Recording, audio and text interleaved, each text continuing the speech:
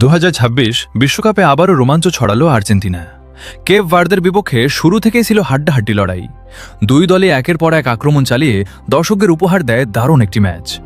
নির্ধারিত সময়ে কঠিন প্রতিদ্বন্দ্বিতার পর ম্যাচ গড়ায় অতিরিক্ত সময়ে দুর্দান্ত একটি গোল করে শেষ পর্যন্ত 3-2 ব্যবধানে জয় নিশ্চিত করে আর্জেন্টিনা। এই গুরুত্বপূর্ণ জয়ের ফলে বিশ্বকাপের শেষ 16 নিশ্চিত করেছে বর্তমান চ্যাম্পিয়নরা। এখন তাদের সামনে আরও বড় চ্যালেঞ্জ, যেখানে পরবর্তী ম্যাচে প্রতিপক্ষ মিশর। আর্জেন্টিনার এই নাটকীয় জয়ের পর সামাজিক মাধ্যমে উচ্ছ্বাসে মেতেছেন বিশ্বের কোটি কোটি ফুটবল প্রেমী।